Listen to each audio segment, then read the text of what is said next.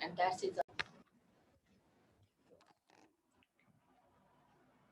Farhan, I had to take this like highlighted note that every time you mention madhāhib, you're talking about Ḥanbali madhāhib. Alhamdulillah, good. I was so confused last time what was going on.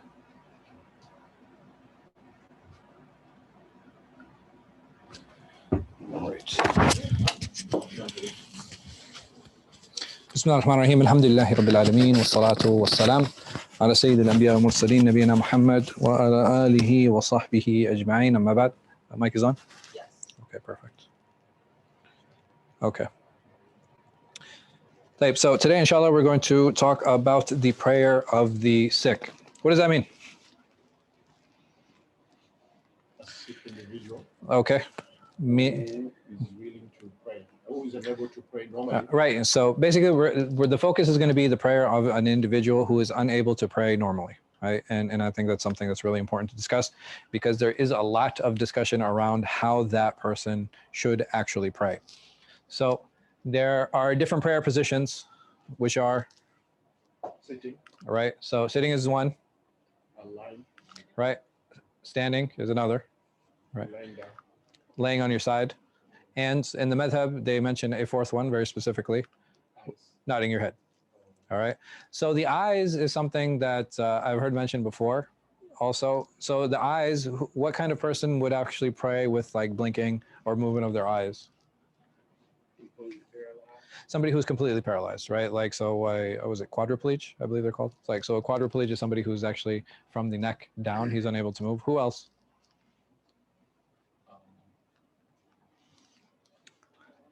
There's very select cases. Quadriplegia is one. The second case that I can think of is somebody who's actually, there's a person I know who was in jail. And it was an oppressive government where they didn't actually allow any of the inmates to pray. So the moment that they saw you making any movements for prayer, the moment that they actually saw you making any movements of prayer, they would actually start abusing you. You'd actually start getting beat. So that individual, he was like, I used to pray with my eyes, or I used to just pray, by blinking. So, Allah protect us. Laying on your side. So these three up here, they're together because these are mentioned in a hadith together, right? These three are mentioned specifically. This last one is not mentioned there. But in these scenarios, in these cases, laying on your side, when the Prophet ﷺ said this, what does that mean? When he's talking about laying, what is he actually talking about? In what way is a person laying down? Is he laying with his feet facing the Qibla? Is he laying on his right side? Or how is he laying down? Lying on the shaq al-ayman, right? So he's actually lying down on his right side when he is praying. Why do you think that is? Instead of laying down with your feet forward.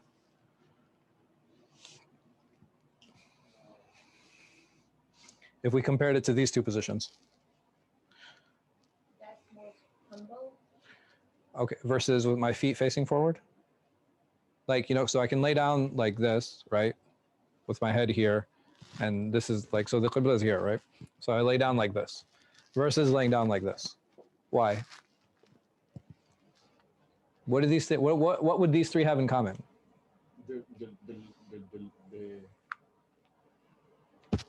Leaning with the face to Qibla. Right, so my body is actually facing the Qibla, right? Which is why the laying down is mentioned in that way, right? If my body is facing the Qibla, this is something that you will find shared between all of these. The one that is not mentioned is sitting in a chair.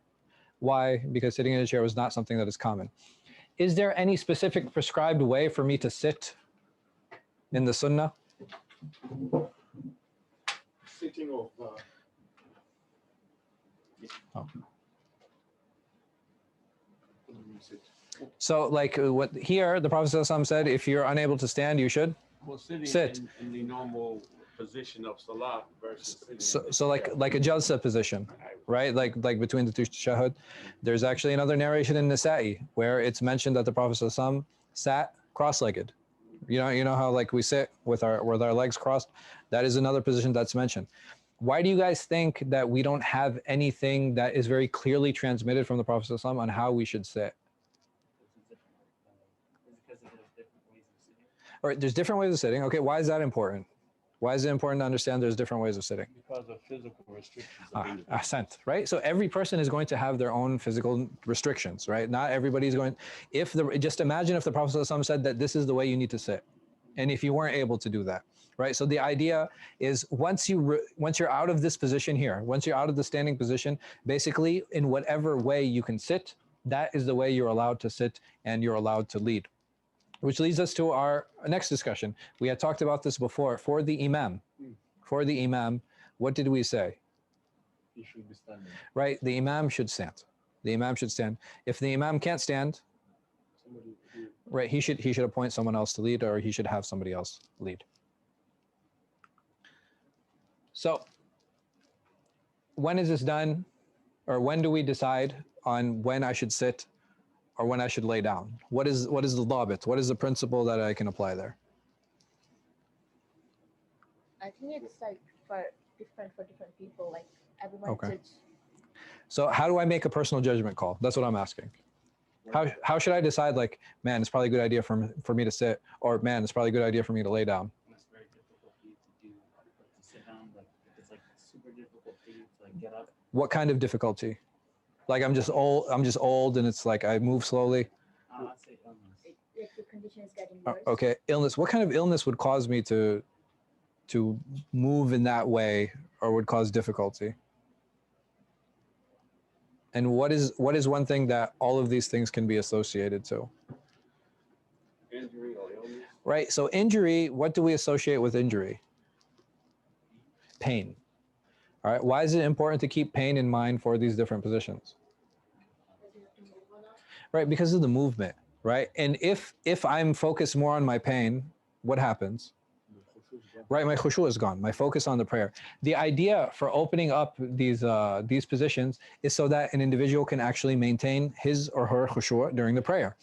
And if I'm doing something that is taking it away, if I'm forcing myself to stand when I have serious knee pain, is my salah going to be focused? No. So I have to try to do those things which take away from that. So for the Ḥanbalis, actually, if I have the ability to stand, how should I pray? Right, I have to start the prayer standing. I have to start the prayer standing. And if the pain increases, what do I do at that point? Then at that point, I can sit down. But I have to start the prayer standing if I have the ability to do so. Imam, Yeah. If the imam has some restriction where he has to sit, he can start the prayer standing and then continue from that point. He can, but even in that situation, it's still preferred that somebody who's fully healthy lead the prayer. And when do you say this was done? Is it when it increases the illness or increases the pain, right? So these are the two things. Why would illness be important? What kind of illness would cause this? What kind of illness would cause restriction? Illness that affects the joints, maybe. Okay, so there's some types of like rheumatism, right? Some kind of rheumatism, arthritis. These are things that are extremely restrictive. What else would be restrictive, or what kind of illness can we think of? A head injury. All right, certain head injuries, right? Because if I move my head too much, what's going to happen? I can lose my balance. I can actually get hurt. What else? There are certain types of fevers and colds that take away all the energy of the person, right? So you just don't have the physical ability to move. Anything else you guys can think of? I think that's a good categorization of them. So what if a person is in a coma? What do we do about this person's prayers? Huh? He's chilling until he wakes. All right, now he's woken up. Now we got some problems. So in the madhāhib, he has to make up all the prayers regardless of how long the coma is. So what? I think, you know what? Let me do a quick Google search. I think the shop is still there. No. Even if it's a couple of years. Let me longest recorded coma. I'm just curious. But that person is not in his senses. I know, but he is when he wakes up. But not the time he was in coma. 37 years and 111 days. Longest recorded coma. Elena Esposito. In the madhāhib, she has to make up all her prayers. For the Hanafis, if it's any more than 5 prayers, then the person does not need to make them up. For the Malikis and the Shafi'is, and a minority opinion in the madhab, they do not need to make up the prayers at all, unless you know otherwise. Let's look into it and we'll come back to it, inshallah. What is the logic behind the first one? Because so basically, what is the difference between all these opinions? The logic behind this is what? They equate coma to what? Sleep. To sleep.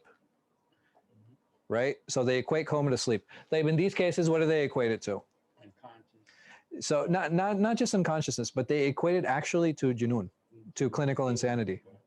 So because a person who goes clinically insane and then comes out of it, you know the prayers that passed? No. He's not held accountable for them. He's not responsible. So these two situations, they actually take that into account. The Hanafis, they say that it only applies because does a person normally sleep through all 5 prayers? No, right? So I think that's why the dabit here is a little bit, they put a 5-prayer dabit or a 5-prayer restriction on it. So any questions on the reasoning behind any of these? No? Okay. So this is a little caveated. So basically, if a person goes into a coma before Dhuhr starts, and then they come out of the coma before Asr, this is the only time that they'll say that the prayer needs to be made up. But technically, he's not making up the prayer. He's making the prayer on time, within its time. I'm sorry. Yeah. What is ASM? Oh, okay. So this is a minority Ḥanbali opinion, Okay. right? For Ahmad ibn Hanbal. S is Shafi and M is Maliki. And H is Hanafi. Ahl Ra'i. Ahl Dhalal. Allah Ustad. So the next section to talk about is combining. Why do you think Ibn Qudama put combining prayers in this subsection or in this discussion? Because when you're sick, you usually get Right. upset. So for illness, combining is actually something that is a reasonable avenue that a person can explore. So if an individual in general faces difficulty, he's allowed to combine, right? In general. The rulings for combining prayer are very, very broad. What was that? Oh, was that me? Okay. So the ruling for combining prayers are actually extremely broad. They're extremely broad. The ruling for shortening prayers are tighter, and they're a little bit more restrictive. And we'll talk about some of the spaces or some of the places that actually happens. So if you are combining, or if you've reached a point where you're allowed to combine, you may either, there are two options, right? They're either to delay it or to advance it, right? These are the two options that are available depending on the situation. So if a person wants to advance his prayers, what does that mean? Like I pray Isha with Maghrib. So if I'm praying Isha at Maghrib time, or I'm praying Asr at Dhuhr time, these are the only prayers that are allowed to be combined, right? Which prayer cannot be combined? The Fajr prayer, right? The Fajr prayer is the only prayer that is separate and it can never be combined, and it is always prayed on its time. So these are the intentions this person needs to have if he plans on advancing his prayers or praying them early. The first one, he needs to intend that he's combining. Number two, he needs the excuse that he's utilizing. The excuse that he's utilizing, it needs to continue until the next prayer. And lastly, they should be prayed together. You know, he shouldn't keep a distance, he couldn't keep a gap between them. The amount of gap that they allow is the amount of time it would take for a person to make wudu after completing the first prayer, right? So he would complete a prayer, he would be allowed a time gap between them of making wudu, and then he'd have to make the second prayer. Any questions on these conditions? Yes. Does this apply to different madhabs, or This is just in the Ḥanbali madhab. Like, so some of these are going to be shared. So like the example, the intention and the excuse, these are extended. Like this is something that's generally shared. This, I believe there's a little bit more leeway. I don't remember which madhab allows what. I know the Zahiris for sure. They say that they don't have to be prayed together. Oh, right. So this is for deferred prayers. Deferred prayers meaning what? This is the opposite of advancing them. So if I defer them, when am I praying them? At a later time, meaning that I'm praying Dhuhr and Asr at Asr time, and I'm praying Maghrib and Isha at Isha time. So there's only two conditions here. Again, the excuse needs to extend into the next prayer, and the intention, right? And the intention. These are the only two conditions. The third one, that they should be prayed together, is conveniently missing. You guys see that? Yeah. So over here, there are three, right? Yes. Over here, there are two. Which one is missing? That they need to be prayed together. Yeah. So you'll find in the madhab that the way that Dhuhr and Asr are dealt with is not the same way that Maghrib and Isha are dealt with. And we'll talk about some exceptional cases and why that is. Yes? So when it says should be prayed together, Mm-hmm. so that means if I'm One after another. one after, so that means like I have to do it, right? Yes. And in the madhab, you have to. All right. But does the same apply for Maghrib and Isha? No, it doesn't. It's not the same condition. This condition is only for, and this is only for advancing them, right? This is not for delaying them. Why do you guys think that is? Well, the second, when you defer, Uh-huh. because the second prayer has an extended time, Uh-huh. and the first prayer is finished. It's finished. Yep. So you need to bring the first prayer. Right. So technically, the only one, when I defer prayers, which prayer am I deferring?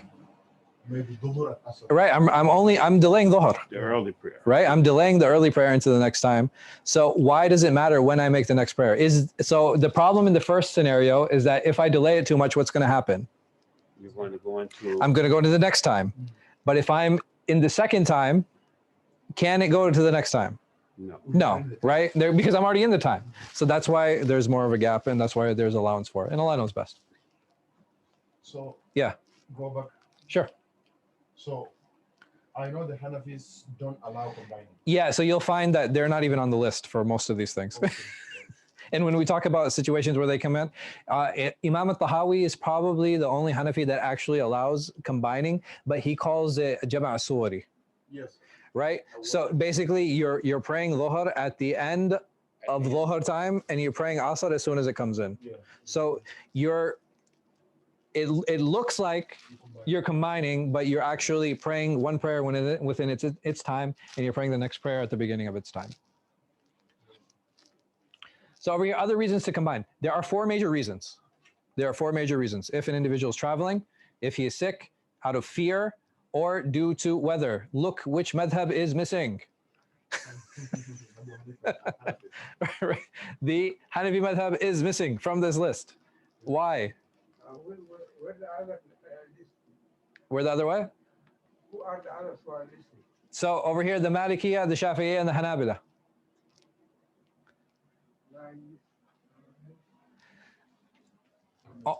Right, always remember the MSAs, right? You will find that the Malikis and the Hanbalis pretty much agree on most of these situations. Where are they written? Right here. M, Maliki, S, Shafi'i, A, Ahmad ibn Hanbal. And the second one, sickness? Sickness, Maliki and Hanbali. M-A. Fear, same thing. The same as the first one. No. And then for weather, inshallah, we'll talk about fi tafsil. So for the traveler, all of them consider this is reasonable. What does that mean? How do I implement this? We're not talking about shortening yet, right? We're still talking about combining. So in what situation would I combine as a traveler and not shorten? No, we're not talking about shortening yet. Okay. At the earliest time when you combine them prior to travel. Right? If I'm combining prior to traveling, if I have the intention to travel, it is permissible for me to combine, but it is not permissible for me to shorten. I can only combine. Like if I'm returning from travel, right? So I'm coming back home. I didn't pray Maghrib wherever I'm at. I come home and it's Isha time. What do? I combine. And not only that, do I have intention for Maghrib for qada, or do I have intention that I was traveling? That I'm making it up, or do I have intention that I'm making ada, right? That I'm making it up, right? Because I'm excused, right? Because I'm a traveler. Type sickness. we had talked about sickness before, and we had talked about the types of sickness that allow combining. Again, this is something that's shared between the Malikiya and the Hanabila. Fear. What does fear mean? Does fear mean uncomfortable? Yes? Fear. Okay. Threat, right? Not just death, but also of being a threat of what? What kind of threat? Right. If someone's like, if you like, oh, I'm gonna shoot you with my squirt gun.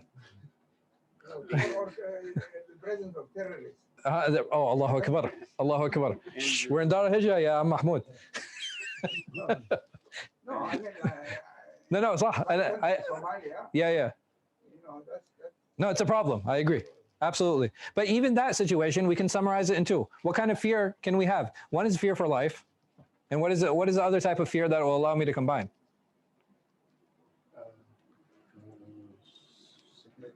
Huh? Not just, well, no, sickness, I don't know. Where am I going to be? It's like if I go to Somalia, I'll get sick.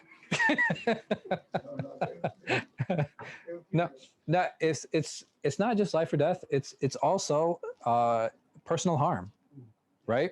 Injury. Like injury. What, I know that somebody's going to hurt me, right? It's not necessary that that person will hurt me, like try to kill me, but is it possible that that person might try to hurt me, right? If I enter in that space or I go to that space. So what do I do in that situation? I combine.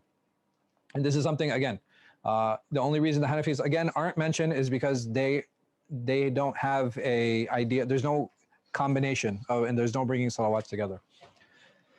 Whether, so over here, whether this can be in the masjid only according to the Malikis and the Shafis. The Hanabila, they allow it individually as well. So even if you're home and it's raining, you're allowed to.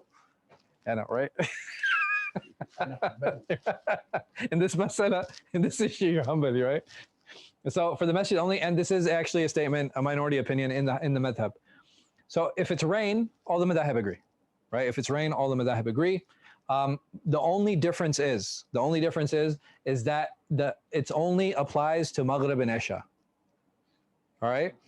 So when we combine for rain, according to the Malikis and the Ḥanbalis, you can only combine Maghrib and Isha. You cannot combine Dhuhr and Asr for rain. The Shafi'is, you're good. You're good to go. No problem. Combine any prayer. So huh? So the Shafis, they say that Dhuhr and Asr can also be combined for rain. The reasoning for this and the reasoning for that, you guys know? Why Maghrib and Isha only? late. Okay, the darkness is an added element for sure. If we're looking for a hikmah, if we're looking for a reasoning, I agree with you. What else? Time is short. Okay, the time is a little bit tighter, right? Maghrib is probably one of the shorter prayers in terms of windows. What else? This is established on the Prophet ﷺ. Combining for rain, this is only for Maghrib and Isha. That's it. We only have a hadith for this. We do not have hadith for this. Like, why do the Shafi'i allow it? Qiyas, ahsant. Right? Analogy. They say, okay, if it's allowed for these two prayers, and the Prophet ﷺ, when he traveled, he combined, what's the problem? What's the issue? We can do analogy, we can do qiyas, and this is why we can allow this. It's clear?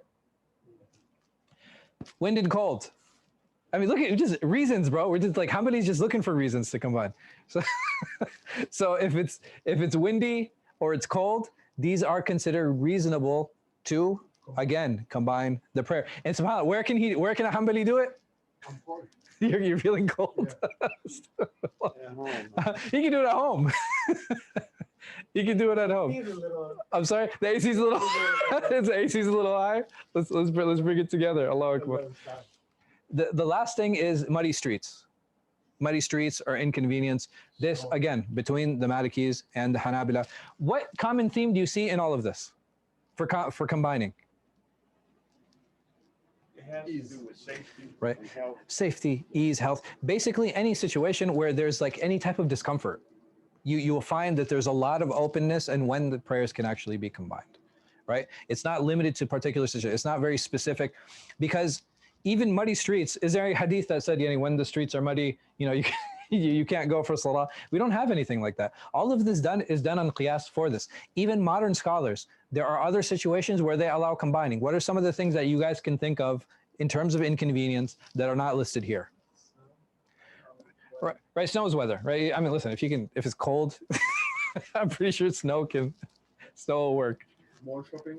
I'm sorry, when you're out shopping. Oh, if you're with your wife, maybe, right? If you're shopping alone, no. So some scholars have mentioned exams, right? If there's an exam that goes particularly long, some people, exams, اختبارات, right? So some exams, they go for like 6-7 hours and they'll extend into the next prayer time. So what do? They allow those students to combine. If I'm performing an operation, can I just walk away from the operation and pray? No, right? So there are things like that. If an individual, I had a friend who worked on one end of Long Island, and if he left after Dhuhr, he would not get home until Maghrib. Get, with the Prophet, like when you told the parents, like, or something like they pray, they have like a, what's it called? Oh, where they prayed? Yeah, this the hadith. It's a very famous hadith. It's the one where some of them prayed and then some of them waited to pray until the time was over. You the hadith. Don't pray until you arrive. Yeah, حتى تصل بني قريظة. Yeah, hadith بني قريظة. That's what it is. So, but that situation is a little bit different. But anyway, so this case where the brother, it takes him from after Dhuhr until he gets to New Jersey, his home. It would take him enough time where he would miss Asr completely. Would that be? Does he have reason enough to combine or no? Huh? Yes, he would. Somebody might argue, okay, well, he can get off at a station and pray and get back on the train. Right? You lose a lot of time because once I get off the train, what do I have to do? I have to wait. No, well, not just make wudu. I have to wait for the next train. And sometimes it could be anywhere between 15, 20 minutes, half hour, which would delay him in getting home. So basically, the reasons for combining are actually very vast, right? They're actually very vast.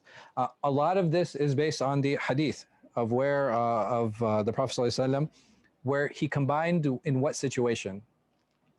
Bila khawf wala matar. There was no fear, nor was there any rain.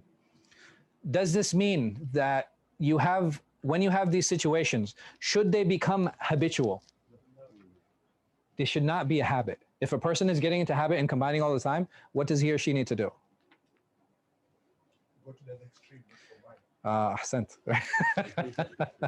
Right. That's some of the tazkiyah. Allahu Akbar. Basically, what that person needs to do is, number one, they need to go back and check.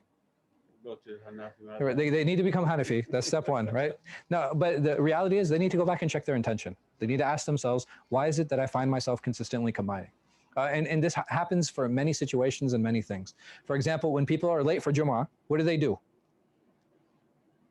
They'll park illegally, right? They'll use it as a justification, to actually yell at other people, to get out of the way and things like that.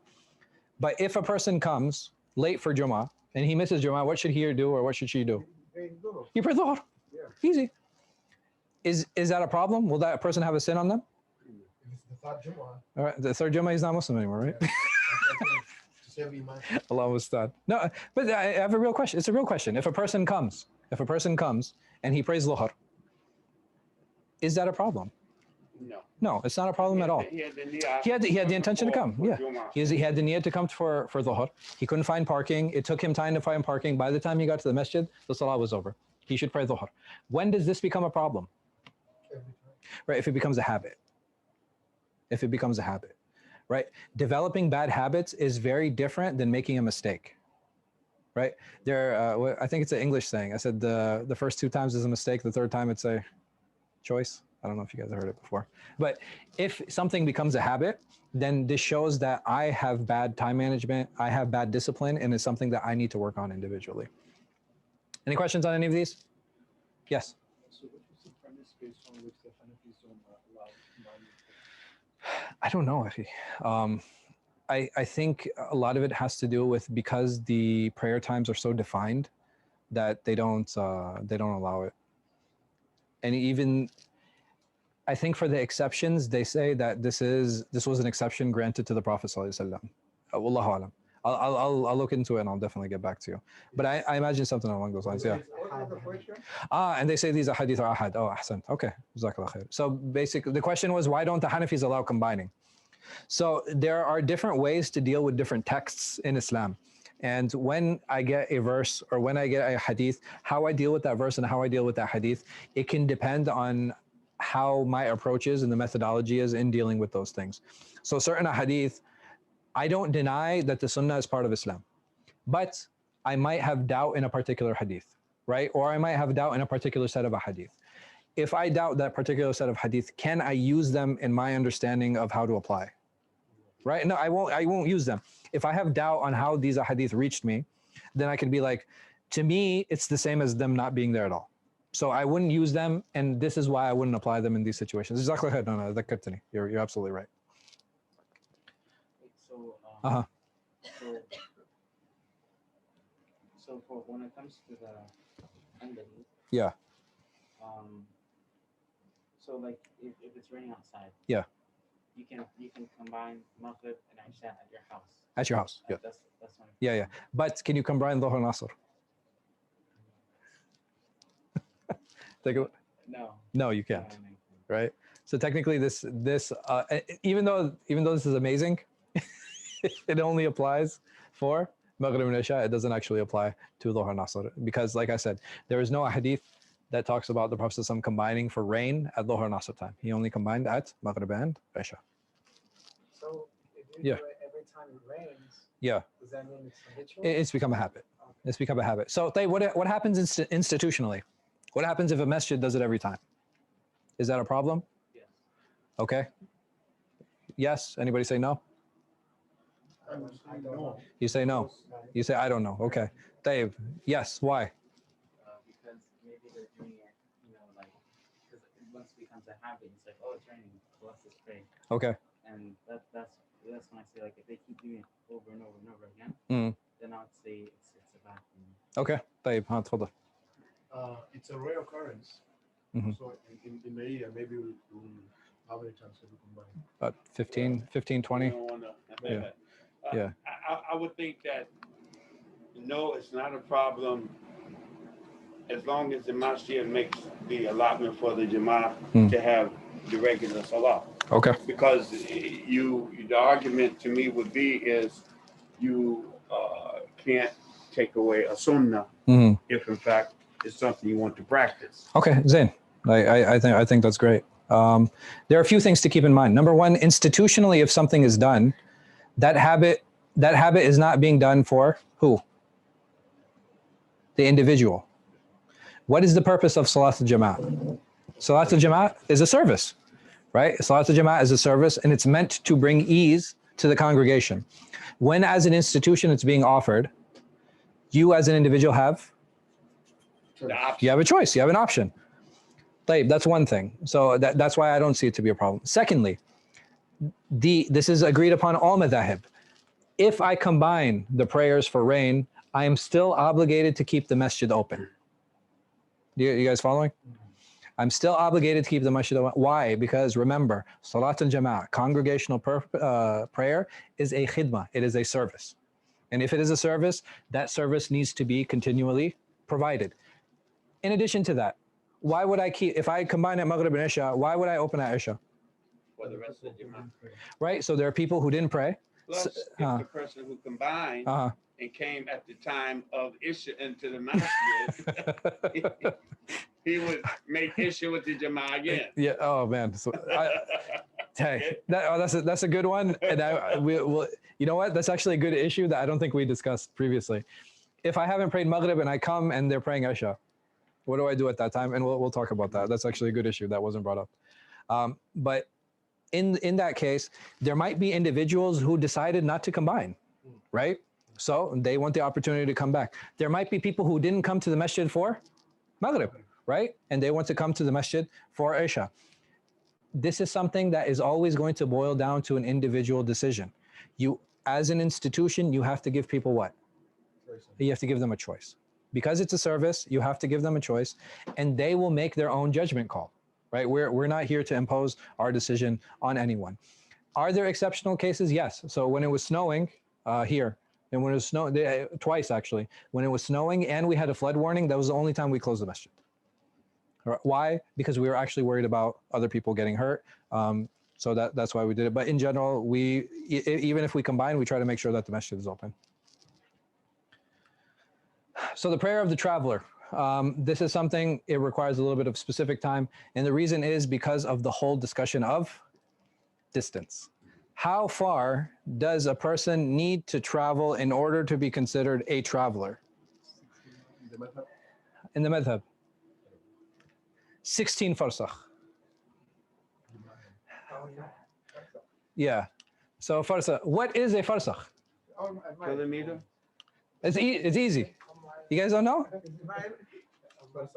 There's only 20 different opinions.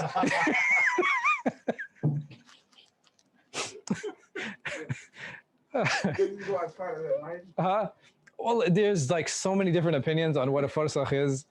I was just like, you know what, this is too much. Basically, they range between two. There's no minimum to 50 miles, right? This is the general spectrum behind that. Why is there no minimum? Some of the scholars, they say it's based on the urf, it's based on the customs of people, whatever they consider to be traveling, that's what you consider traveling. And some of them actually put a number behind it. What is the reasoning for this? And what is the reasoning for this? Wait, one person is between this? This is 16 right here.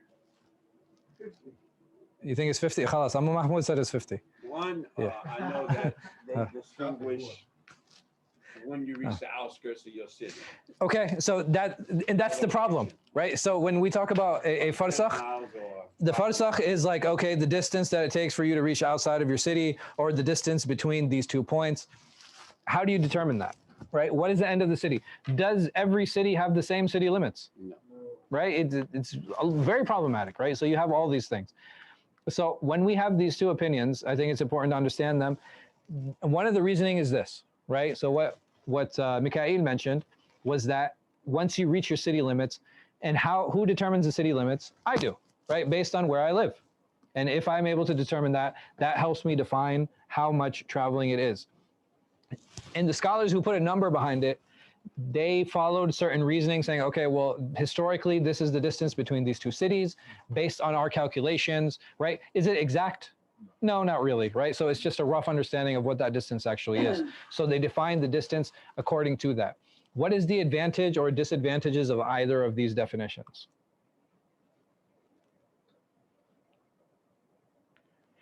So if I went with this opinion, if I said it was 50.7 miles, right, which is like 88 kilometers or something. What is the advantage in that? Right, you can combine in Baltimore. Right, what if I say it's urf? What if I say it's the customs? Right, I can go to Annandale and be like, I'm traveling, because if I walked by foot, it would take me 2 days to get here. No, 6 hours. 6 hours? 6 hour walk? Allahu Akbar. Is it by chance? Could it be individual? I mean, at the end of the day, an individual is going to make the choice, right? If someone Mhm. frequently travels 50 miles a day, Yeah. every single day, For him, it might be normal, yeah. right? It might be used to it. So, I mean, the advantage of this is there's no minimum, right? And you can base it based off your experiences. You can do it based off, how much difficult. The advantage of this is you actually have something to work with, right? Like you have something you can actually delineate and something you can actually put on a map and be like, all right, once I reach this point, what happens at this point? What happens at the 50.7 point? Once I hit 50.8, what happens? Now I can shorten, right? Now I have the rukhsah for shortening the prayer, right? I don't have and I have the rukhsah for combining, all right? So that's the advantage of delineating here. And having a fixed distance, I think it's easier for people to conceptualize instead of leaving it up to every single person to kind of figure out, okay, what is that? Because it can be arbitrary. Even our personal judgments of distance, they change every day, right? Depending on how we're working, our schedule, like where we are.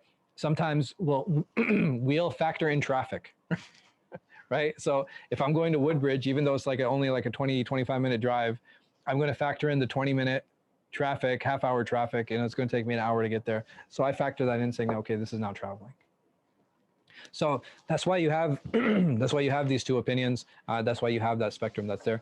But like I said, giving people like an actual fixed number, I think it's a little bit easier, and it gives people a little bit of room to work with.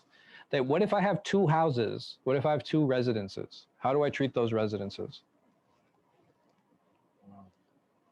Depends where. Okay, let's say I have a house in New York and I have a house in DC. I think That's they- the wrong How many place. days are you Feel like staying home. Huh? in DC? What are you saying? How many days are you staying in DC? It's my house. I own it. But you have to alternate, maybe 2 days here, 2 days here. Yeah. 1 day here. Yeah, yeah, sure. All of the above. It's still traveling, right? You want, I don't know. I'm asking you. you want, Yeah, you that's want it. lose? It's traveling. Okay. The in between is travel. The in between. Okay. That's interesting. The in between the two circles. Yeah. So, Right. So it looked like a dumbbell. Yeah. but All right. Within 50 miles. All right. Oh, so the 50 miles this way Yeah. and then 50 miles this way. Yeah. And then in between is traveling. Yeah. But once I get inside either circle, I'm no longer traveling. Okay. I think you're gonna lose that license. Mm. You're supposed to lose your license as a traveler. As a traveler. Okay. And that's actually the opinion I lead toward. And why is that? Because you guys know Uthman, when he made Hajj, one of his wives actually lived in Mecca. So what did he do? He didn't shorten. He completed the prayers. But if you're not Uthman traveling, was them. then what are you doing with it? It's your house. How do you consider it traveling? Well, what do we call it then? You call it home. But like the process to get from one home to another home, what do we call it then? But the process of getting from where to where? From home to home? Do you see the problem? Well, what's the middle part called? The middle part is traveling. Oh, okay. There you go. Yeah, I completely agree with it. The middle part is traveling. Yeah. Before I get to my house. You can do that. Oh. So I think that's a reasonable way of actually dealing with it. And the only reason I mentioned it, I actually had this problem. I had my house in New Jersey and I had my apartment in DC. Oh, yeah. Yeah. So I was literally living in two places. So when I would get to New Jersey, I would pray my full prayers, and when I would come to DC, I would pray my full prayers. I didn't really have a. Yeah, I know. But in between, Unless it was raining when you're or it was traveling, windy and cold. In between, Adi. In between. So if I could find a place in the middle, then I would combine and shorten. So you say 50 miles? Is that what we I think 50 miles. I think it's easier because it's easier to conceptualize versus putting like urf into it and making it a ruling like that. Any questions on any of this? And we'll talk about this inshallah a little bit more. And Salatul Khawf is something we're going to spend a little bit of time talking about next time, inshallah. Yes. I'm going to Vegas to gamble. Yes. And do all- Oh, antum shawafi mushkila. Allah help me, but Yeah. am I able to take the rukhsah? So I think even the Ḥanbalis wouldn't allow it. Like I know, so the Shafis and the Ḥanbalis, they said that this person cannot take it. Why? Because the intention is to do haram, right? And al-asif al-safar, yeah, al-asif al-safar ma yajuz al-jama' wala taqsir. I know. May Allah protect us. So that's one condition that some of, like, I know it's a Shafi condition for sure, and I believe it's a Ḥanbali condition also, that in order to take advantage of these concessions, you have to be doing something halal, right? You have to be doing something halal. What was the masala you brought in? Oh, coming in late. I didn't pray Maghrib, and the Jama'at stands for Isha. What do I do? pray Isha and then wake up. Okay, you pray Isha and then Maghrib. طيب تفضلي. So you pray 3 rak'ahs with them. Uh-huh. Yeah, with the intention of Maghrib. So you pray with the intention of Maghrib. So what do you do? So he takes, I join from the beginning. yeah. All right, I join from the beginning, rak'ah number 1. What do I do? So I pray 1, I pray 2. The third rak'ah, what do I do? I salam out before the imam? You sit until you wait for them to come. You salam. out. Yeah, so I have to salam with the imam. I cannot leave the prayer before the imam, right? Because the minute I do something different from the imam, what happens? Ahlan. Huh? I invalidate my prayer, right? I invalidate my prayer. I'm sorry? What do you, like, can you say? Yeah, you pray in order, obviously. Yeah, 1, 2, 3. So in the third rak'ah, when the imam goes to stand up, what do? You stay sitting. You stay sitting until the imam finishes the 4th rak'ah. When he does taslim, you do taslim with him. Okay. What Mahmoud mentioned also, this is very reasonable to pray Isha first and then pray Maghrib, because there's a difference of opinion on whether you are obligated to keep the order or if it is recommended to keep the order of the prayers. طيب عشانك. You must keep the, yeah, that's صح. And the Shafi'ah, you have to keep the order. There's no exception for that. The problem I have in this scenario, in general, I agree. The problem I have in this scenario is, yani, your structure is different from the structure of the imam. I don't know any narration that actually talks about the prayer to be done in this way if your niyyah is different from the imam. A third way of doing this is to join the jama'ah and have an intention for nawafil, right? So you have a nafil intention, and then after the prayer is over, what do? You do maghrib and then isha. So these are three ways. All of these have been cited by different scholars on how to deal with this specific scenario, and Allah knows best. Can you repeat the first two again? Sure. The first scenario is that you pray maghrib even though the jama'ah is praying isha. When the imam stands up from the third rak'ah, you stay sitting and you keep doing your tashahhud. You do dua Ibrahimiyya, you can make dua, and then when the imam gives salam, you give salam with the imam. The second scenario is that you join and you pray isha with them, then after prayer is over, you pray maghrib. The third scenario is that you join with the intention of nafil, like of extra prayer, you finish, and then you go and you pray maghrib and isha, because it still allows you to maintain the order. Any questions related to what we discussed today? Tafadhal. I just got a quick question. Yeah. So when it's never quick. So when you pray, when you do maghrib, yeah, you're praying isha, right? Yeah. You said salam with the sheikh, or no, lazim to salam al imam. You have to give salam with the imam. So I can't like make that my first one for isha and then finish? You can, so your maghrib will be invalid and your isha will be valid. Your isha would be invalid too? Allahu Akbar. So I have to salam my sheikh and then I do it. Yes. Then you pray isha. Then I pray isha. Yeah. Got it. Right. Any other related questions? Is there a definition for self-fasah in the Islamic text? No, there's not. So you have, subhanAllah, it's actually amazing. There are only two, there are only two defined units in Islam. You guys know what those are related to? So there's no distance. So you have a farsakh, you have a barid, you have a, these are all different measuring units that they used during the time of the Prophet. Unfortunately, we don't have any type of like conversion system, right? You don't have like metric to that. There is a book by Ali. Yeah. He has a book of conversion. All the. Yeah. So the thing is, even those are taqribi, right? There's nothing that's really exact, because they just say, okay, well, it's ijtihadi, because they don't know where the city limits ended. Right, so that's one of the biggest problems with those. But we do have two units that we can successfully trace back to the Prophet ﷺ. What units are those? Do you guys know? Al-Kayl, wal Wazn. Right? So Kayl is what? Do you guys know? Volume. So how did they used to measure volume during the time of the Prophet ﷺ? They used to use their hands, right? So this is what? This is a mud, right? This is a mud. 4 of these is sa'a. Good effort. Doesn't it change because like some people have bigger hands and stuff. So what did we as Muslims do? You guys know?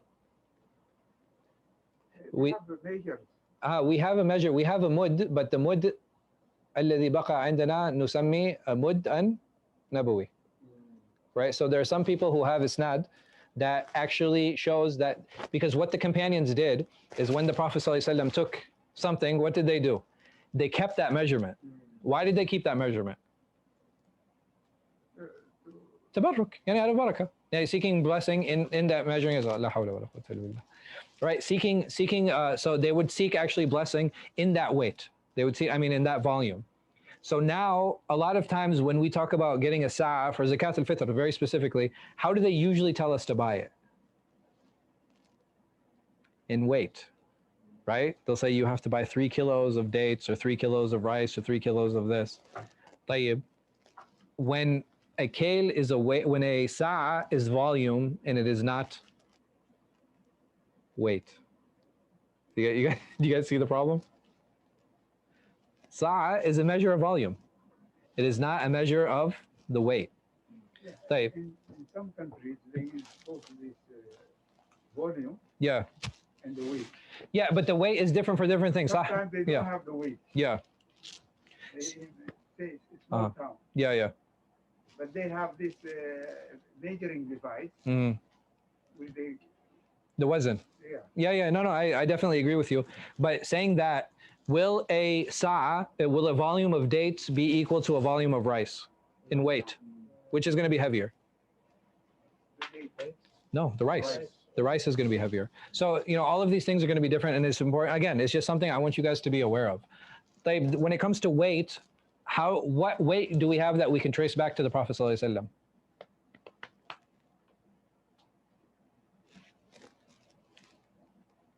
The dinar.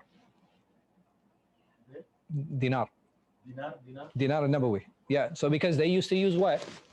Where did they get their coins from? Gold. Or who was printing gold? Like, who was making gold coins? You had the pagan Arabs sitting there stamping them out. The Byzantines. Are they taking it from the Romans?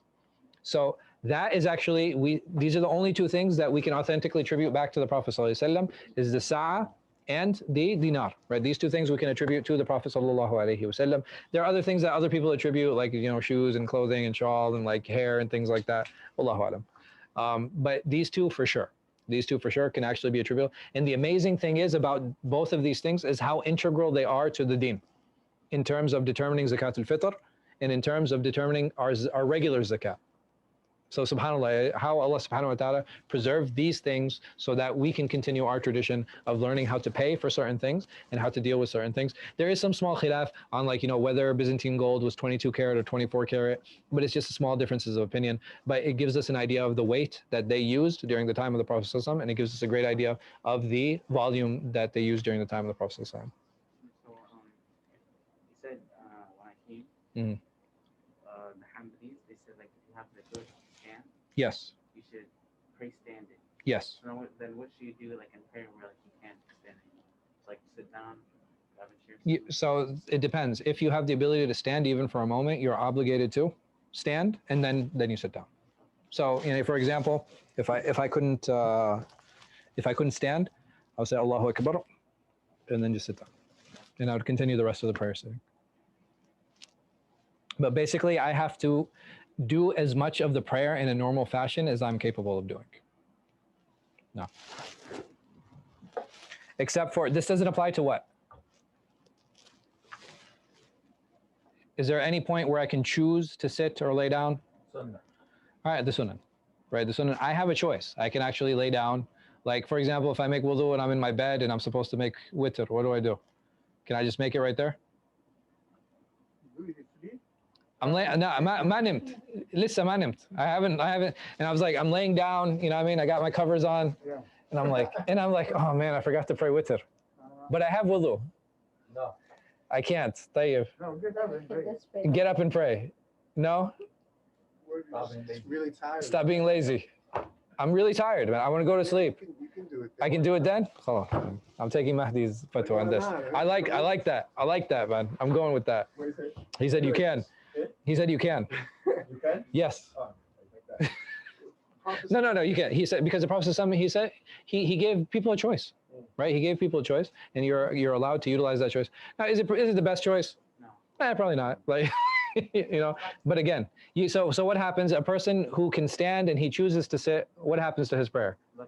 He gets half the reward. And a person who lays down, right, he gets half of the reward of the person who's sitting.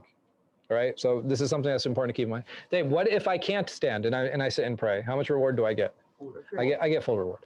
Right? I get full reward because I am excused. You said something in one class that you get in the sunnah you can eat or like. Yeah. So that, like, there's narrations from like Zubair ibn Awam, like he used to drink water while he was praying. His sunnah, not the fard. Yeah. While praying. Bro, I mean, he used to pray like so long, he just used to. I mean, it's sunnah. You get a little bit. I mean, so the thing is, imagine the prayer of Zubair, right? How long do you think he's praying that he like needs to drink water? Hours. Right, he's probably praying like for like a couple hours. You know what I mean? It's not like our 3-minute prayers. It's like in the middle of the shahad, I'm like, oh man.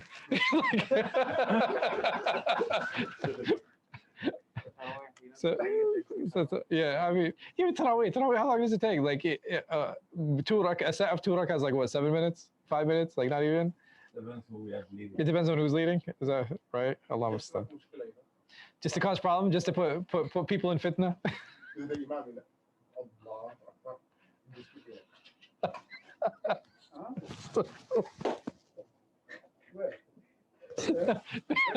This He was he's joking, don't listen to the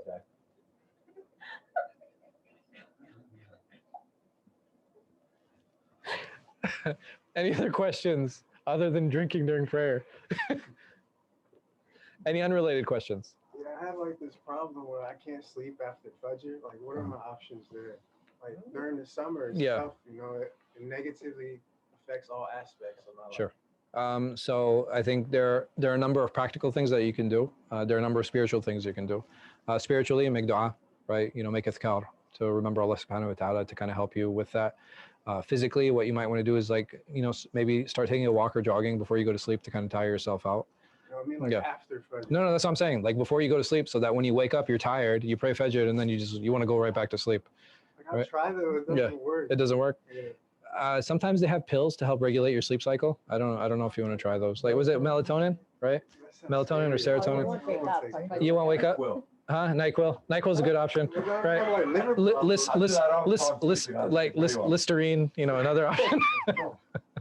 No, so the thing is, well, I don't know. Oh, white noise. Yeah, I have the white noise machine. White noise. Do you use the? The goggle, I just bought You just bought the? Yeah. Is it not helping? No. Earplugs. I don't like earplugs. Okay. Do you count sheep? I mean, you're gonna have to try different things. Honestly, I don't have too many. Like, alhamdulillah, I don't have that problem. So there's nothing within Fiqh that I could do. There's no options there. Not that I can think of. Unfortunately, I can't think of any exceptions to that case. The only thing that I could recommend is try taking a nap during the day too. So like at your lunch break, like take a nap, and it's a good opportunity to kind of offset the lack of sleep the night before. Or Fajr, try to pray it at the later time. That's another option. Instead of praying it right when it comes in, try praying it maybe 10-15 minutes before it ends, before Ishraq. So that way you get a little bit longer window. Like pray Isha as soon as it comes in, and then delay Fajr until before the Ishraq. All right. Wallahu a'lam wa sallallahu ala khayri khalqi nabiyina Muhammad wa ala alihi wa sahbihi wa sallam.